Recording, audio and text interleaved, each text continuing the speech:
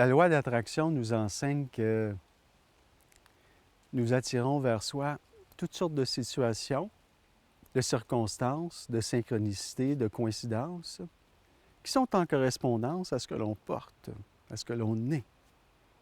Cette loi-là, elle est merveilleuse parce qu'elle nous donne une juste indication des choses cachées en soi et des choses qui sont plus conscientes.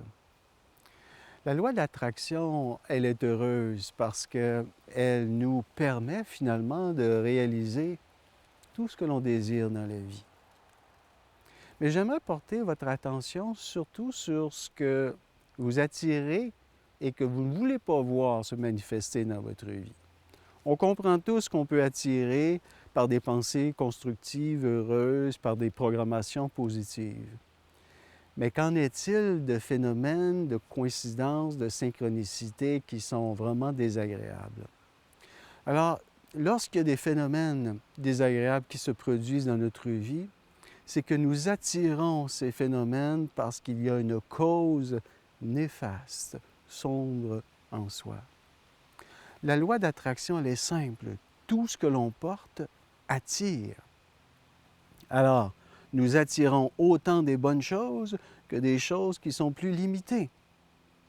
Alors, lorsqu'on comprend bien la loi d'attraction, eh bien, on s'engage dans une voie de développement spirituel.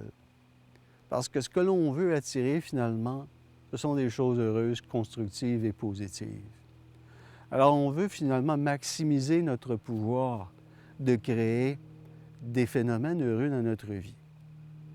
Alors, pour arriver à ça, il faut gagner en introspection et se libérer de toutes ces croyances limitatives, du saboteur intérieur, de la victime intérieure, de l'aspect punitif que l'on peut porter ou de la culpabilité intérieure.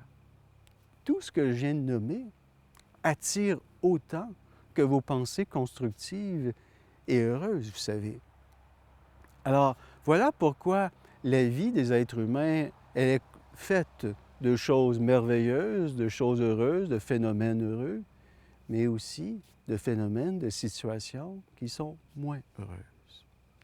Alors, pour attirer toujours des choses heureuses, il faut vraiment faire un cheminement intérieur.